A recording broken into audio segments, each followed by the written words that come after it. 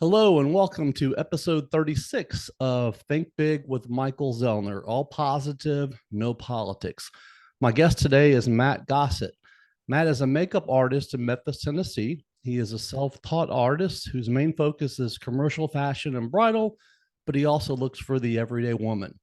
His work has also been featured in local publications such as Southern Bride, RSVP, At Home Memphis and Mid South, and Justine. Welcome to the show, Matt. Hey, thank you for having me. I appreciate you coming on. So tell us something interesting about yourself most people don't know. Well, it's a kind of a weird thing, but a lot of people don't know that I do Priscilla Presley's makeup when she comes to Memphis. And it's like every time I post it, people go, "I had no idea." Like they think it's like the first time, and I have to explain it's been about 6 years. So yeah, Awesome. How did yeah. you get how did you get set up? Were you able to do that? To be honest, I got an email, and then I had to do a phone call. So it just kind of went from there, and then didn't know who I was going to be working with for a while, and then finally I was told. So it was kind of different. That's really cool. You got your first shot, I guess it was about 13 years ago when a former manager of yours opened up Sephora out in Collierville. What Yeah. was that first opportunity like in the makeup industry, and how did it open doors for you? So basically, Sephora gave me, I could always say, my training wheels.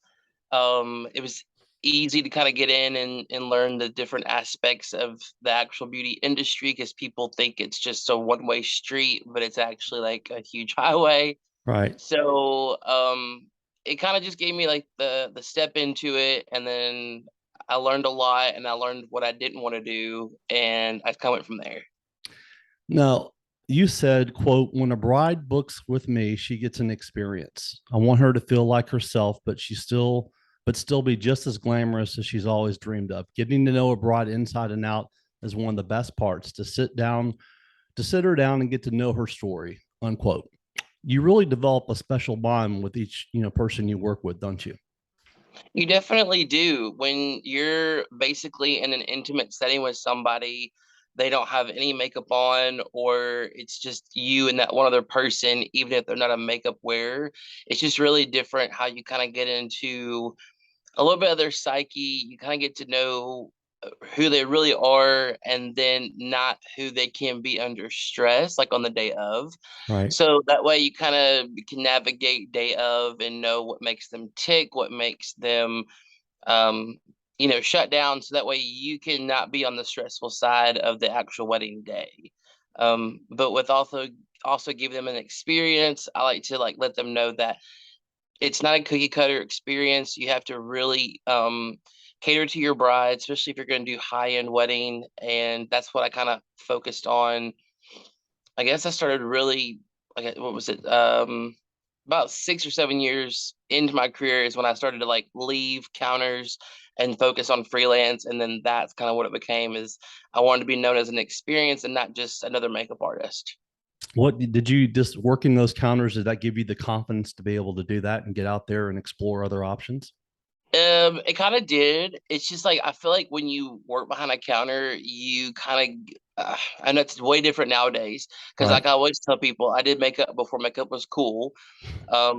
I worked the counters and I learned how to work with different types of people, how to read people, work with all different skin tones, ethnicities, and just really hone in on the service part and not the selling part. Because when I worked at Sephora, I had to sell to many different people, and it was fast and quick, quick, quick. And then when Right. you go to a counter, it's more the experience, and that's kind of what I wanted to do with my career, was create the experience.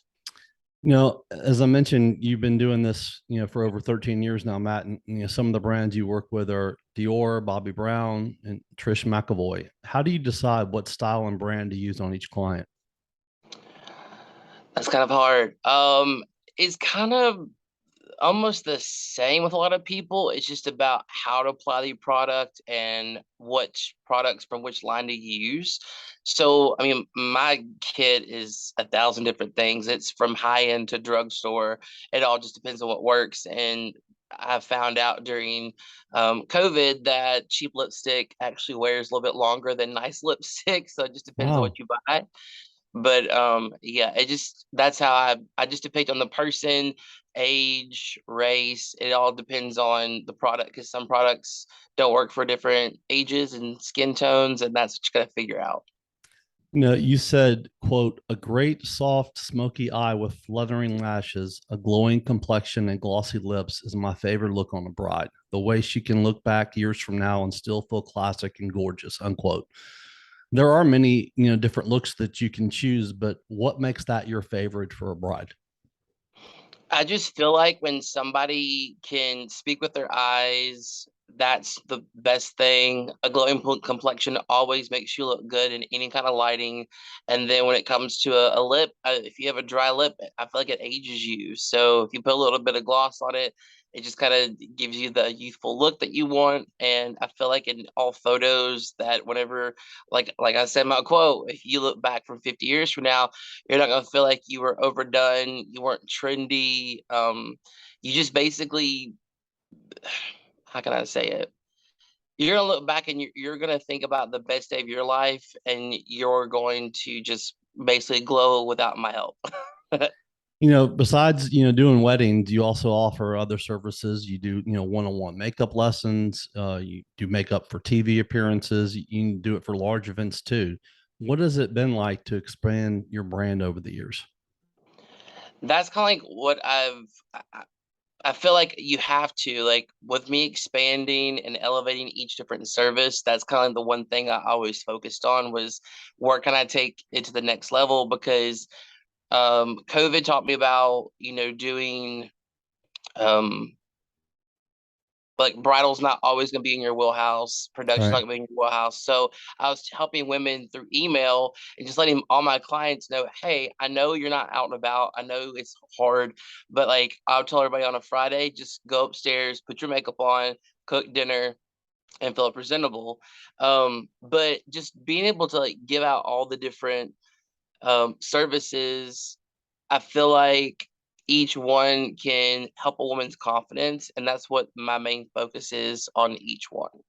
So, Obviously, go ahead. I'm sorry. no, I was gonna say, so yeah, that's just basically each elevation of my business has been to help a woman feel better. Because, like you said, from a TV appearance, that's confidence, to a boardroom, that's confidence, and just being even with your significant other to have the confidence, that's what's important. Obviously helped a lot of people out, during COVID. A lot of people had to, I guess the quote I like to use a lot is from the movie Heartbreak Ridge. Clint Eastwood said, you got to improvise, adapt, overcome. And you had to, improvise in your business because you weren't having that, one-on-one contact with people. You were, just like you said, you were probably doing it through email, maybe some phone calls or some Zoom calls. Yep. And there was a lot of people that lost a lot of confidence and, went into depression during COVID. And Yes. you obviously were helping a lot of people out to try to keep them as positive as possible, even through, what you're doing, weren't you? Exactly. Yeah. Because I mean, that's just the one thing I kept telling people. Because even just everybody I was talking to is having just that little bit of a moment. And so it's just as long as you're keeping yourself in your same routine, I feel like that would help out, somebody's mental stability a whole lot. And that's why I just kept saying, just don't worry about it. Just go upstairs, make yourself feel pretty, and then come back and you might feel like a whole different person and you'll forget about what's going on for 2 seconds rather than dwell on it for 60. That's awesome. Um, you said, quote, sometimes I feel like keeping my smart ass comments to myself is depriving the world of laughter, unquote. You like to Yes. entertain people online, don't you? I just feel like social media wasn't made for certain things. And I just feel like, when it first started out, we were in college and you had to have an actual Facebook code to get into Facebook. Right. It was just a lot more enjoyable. And you could easily just keep your comments to yourself when it comes to certain things. But if you're just going to, make people laugh and smile and have a good time, then let it roll. It makes you feel good to be able to do that, don't you? I mean, you like I've said before, you take what you do seriously, but you don't take yourself too seriously. Never. because nobody, if you're acting seriously all the time, then you're never, or acting seriously, if you're acting serious all the time, you're just not going to have fun with life. And if you only live once, and we all learned from that, from shutdown, that you got to just put yourself out there, do what you got to do, and just have a good time whenever you can. A client of yours said of you, quote, I've been fortunate enough to have Matt do my makeup for a couple of special events. After both of my sessions with Matt, I felt like I missed my calling to become America's next top model. He has magic in those hands of his. He gave me a contoured look that could give Kim K a run for her money. If you're going for that super dramatic, sultry goddess look, he is the artist for you. I've also seen the beautiful work he does on Memphis Brides. You could say he is a one-stop beauty shop. If you're looking to wow, I highly suggest you see Matt, unquote. Now, that's a super glowing testimonial about you. And that must make you feel really great to have people think about that, think of you that way. It really is. And what's so funny is I don't ever think of myself as anything special. I mean, I know that sounds kind of crazy, but I just think that what I do is natural, and I don't know, I just do it. But you get testimonials like, when I was looking you up and researching you, everything I saw was positive. And that's rare, to find just positive stuff. And everybody just has great things to say about you. And like I said, inside, even though you don't look at it that way, it's still, I know that has to make you feel really good that that you have such a good impact on people. For sure. I mean, I just feel like you got to leave your footprint somewhere, and it needs to be a good one. Cromie Hamilton is the host of Reno My Rental on HGTV. And about a year ago, you had the opportunity to start working with her. How did that come about, and what's that been like for you? So I've known Carmion for a couple different, I guess it's years. I guess it's been, yeah, about 2, 3 years now. But yeah, we just she's friends with friends of mine, and we've done a couple different things together prior. And then whenever it came down to it, she just said that no one did my makeup like, or no one did her makeup like I did. So she just called me on for it, and it was awesome. It was a crazy time. Another client of yours said of you, quote, Matt Gossett, where to even begin? Amazing. Matt's sweet and talented, self-made my wedding day so special. He's such a fun person, and I will always recommend him, unquote. That last line, always, such a fun person, must, make such a difference, because it's really important for you, for you to make it a lot of fun when you're working with your clients, don't you? Yeah. Because I mean, makeup's not serious, and it's always a good time. And most of the time, you're doing makeup for a good time. So you got to make it fun. And I'm sure you're handling situations, especially if it's a wedding day, where they're highly stressed. I mean, in Yeah. your job, I mean, you're like, I'm sure you can read. You've done this long enough where you read people really well. And sometimes guess some people are a little bit more laid back and just like, okay, I'm just going to go with the flow and everything. And then when someone's stressed, and you have to know how to handle every situation, don't you? Oh, for sure. I mean, I did a wedding last year where I had a pinched nerve in my back, and I still did it because I knew my bride was a high stress bride, and she has really bad anxiety. And so I didn't tell her until the day of, and I just came in and I was just like, listen, if I have to take a couple of breaks, I got some nerve problems going on in my back. So I said, just let me take a moment, but I wanted to be here for you because I just know that you needed me.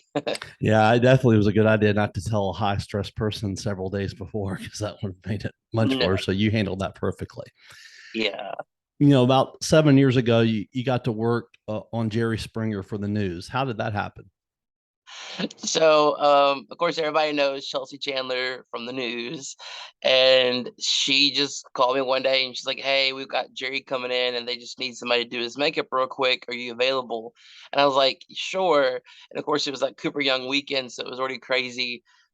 So I just went in and got him in the chair, and he was the coolest guy ever. He's not even like he really is on TV, Right. and if you can still see that interview, you'll see how different he is from his actual show. But it was really fun because um, you learn things about him. Like I learned that he was like in a little cover country band, and talked about how Jerry Springer wasn't even supposed to be a thing. It just happened. And Right. so he just became Jerry. That's awesome. That had to be a lot of fun. Um, Yeah. you said, quote, everyone thinks I'm always out living it up, but I'm in bed eating watermelon Twizzlers, unquote. Outside of working, do you what do you do to keep yourself, busy most of the time? And or is that just you being sarcastic again? A little bit of both. It's just when I'm always working, I feel like it doesn't matter what I'm doing, even if I am in bed eating Twizzlers, not out and about. I'm still, there's an email coming through or whatever. It's just my, I don't know what happened, but like one day I just told myself I have to stop going out because when I go out, it's work and people don't really understand that. But if I see somebody out at dinner, they're gonna stop at my table and they're gonna talk to me and my Right. guest. And I love it. It's just it is still technically work. And Right. so I can go anywhere and it's work. So me sitting in bed eating Twizzlers watching Netflix, that's like my shutdown time. That's awesome. Um, one of your customers, Stephanie D, said of you, quote, it's like having a makeup artist who's also your best friend spend the day with you, unquote. To me, that cannot be faked at all, Matt, especially for as long as you've been doing this. Making things fun for your clients is one thing, but making them feel special, it takes it to another level. How are you able to do that with each person? I don't know. I try to make everybody feel like it that they are on top of the world when they're in my chair because that's part of my job. I mean, makeup is not for everyone. It is a luxury. And if you're going to give a luxury service, you've got to give a luxury service all the way through. And I want everybody to feel super special and I'm personable. One thing people don't know is I grew up with a family that owned a store, and I was in that store on a footstool doing the cash register at like 8 years old. So it's just I've always been around people.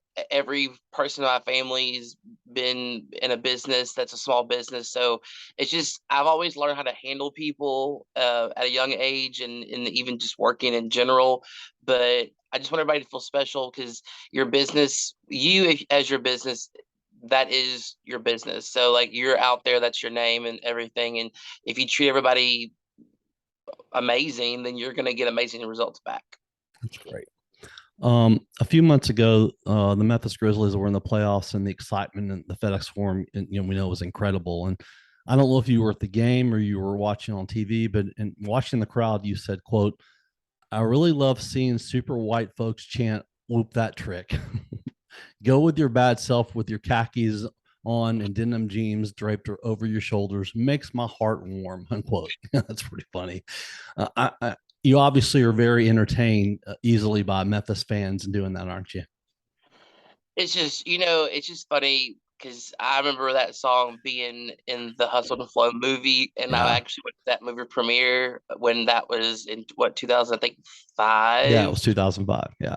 Okay, so I remember that happening, and they weren't there, singing the song. So Right. whenever I saw them on TV quoting and chanting, I was just like, "This is hilarious." Because Memphis is special. Memphis has a mix of different worlds and wherever you come from, and if you can chant "Whoop that trick" wearing khakis and just got out for work, that's amazing to me. I agree. And it's amazing that song. I mean, not only was it played here, it was played in, Golden State played it there, but, obviously trying to, be sarcastic with Memphis playing and everything. But I mean, it's opened up a lot of doors for Al Capone. Right. Yeah. I mean, because like it's funny because I met him a long time ago, and then I sat with him at the table at an event recently, like about 3 years ago, and then I saw him at one of the four Memphis events because I do a lot of stuff with them, and I was just like, hey, I was like, I've seen you over the years. I was like, I'm so glad you're back out and about, and your name's back in the headlines because he's just a great guy. Yeah, I have a good friend of mine that's known him a long time, and he says he is a really good guy. So yeah, I'm hoping to have him on my podcast at some point in the future because that would be a fun interview. That'd be awesome. You've also worked with actresses Josie Bissett from Melrose Place, and Jill Wagner, who's appeared on several movies on the Hallmark Channel and the Hallmark Movies and Mysteries Channel too. How did those opportunities come to you? I get a lot of stuff through Graceland. They hold a bunch of events that are through Hallmark, and then they've got one coming up soon for I think it was General Hospital, like reunion. But yeah, a lot of stuff comes through them because they have a lot of different celebrities that come through for different events. And just kind of like I used to be on the Peabody's list years ago for just special talent. That's they used to give me a phone call. Same way with Graceland. They call me up whenever they have somebody come through because obviously, like I said, if you're at professional and you do your job and you just I don't know, it just things happen. And that's how you get referrals of people that way. I mean, if someone likes you, like, Priscilla Presley likes you and opens up the door where Graceland wants to call you when they have people coming in, different actors and actresses coming in and stuff like that. And that's what it all comes down to. It comes down to treating people right and making them feel special, doesn't it?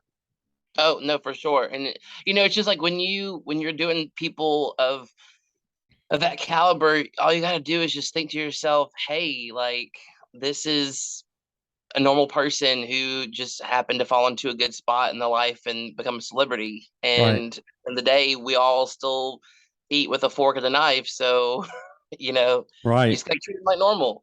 Right. One of my good friends, lifelong friends, is an actor, and he says to me all the time when he's around like A-list actors, he doesn't go, "Oh my God, I liked you in this, I liked you in this," and want to get their autograph and take a selfie. He goes, "You just got to act normal around them because that's what they want." And I'm sure that's what you do when you're around those people too, isn't it? For sure. I mean, just normality is what everybody wants nowadays. It doesn't matter if you're a high celebrity, a B celebrity, or even just an influencer. Just treat everybody like you want to be treated, and you're good to go.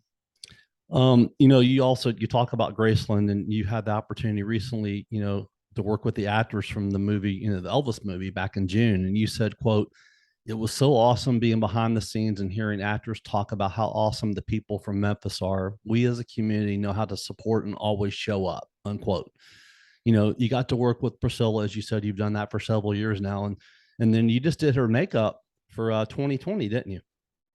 Yeah. I did it for the Today Show recently, and then we did another Today Show during Elvis week because we had a full 5 days of fun because of the movie and premieres. It was the biggest year I think they've had in a long time just because of COVID, and Right. then because of the movie. I mean, they finally were able to have people from overseas come back, and which is a huge deal because there's so many Elvis fans in Europe and China and Asia. It's crazy. Did you get to meet any of the other actors from the movie when you were there? I won't really say I got to like meet a lot of people. It's just the fact that I was in the same room with them because I'm not gonna just walk up to somebody and be Sure. like, "Oh, hey." Yeah. So, but no, it was just cool to be in there, even just like with their hair people and their makeup artists, because their makeup artists and hair people are from New York, LA, Texas, Florida, and so it was just cool to hang out with them because they travel with them all the time. Right. So, yeah. That could open up other opportunities for you too, isn't it? Can it? Yeah, yeah, it's really nice. Like I said, I don't even think it's of me as being that special, but it's just cool to have like Warner Brothers on your resume. Absolutely. So, Matt, what are the most important lessons that you have learned in your life? Hmm. Always show everybody how you want to be treated. A work ethic will take you so many places. And if I had to pick one more, I'd have to choose that you're the only person who can make something happen in your life. And when it comes down to that, you have to make your own path. You choose that, and then you work your way to that goal, to that path, and never stay complacent in that path because that path is going to change no matter what you think it's going to be. Right. So that's pretty much the three things that I can pick in my whole entire life. How can people follow you and your work on social media and get in touch with you if they're interested in working with you? They can follow me on my Instagram at the Matt underscore Gossett and just hit the contact, and that will send you to my email. Okay, awesome. Matt, it's been awesome to have you on today. It's been a pleasure. I enjoyed researching you and learning a lot about you. It's exciting, when I research people and see that, you look at all the stuff that they've done and you realize how hard, just like you said, having that work ethic. I know you've worked hard to get to where you are. I mean, you're just in your mid 30s and you have a long way to go. I see big things coming out of you. Also, thank you, Michael. Yeah, I can't wait to just see what else happens, because I'm literally at this point right now where I'm kind of riding just the wave and just see what happens. That's awesome. Thanks again for coming on. Thank you. All right. Have a great day. You too.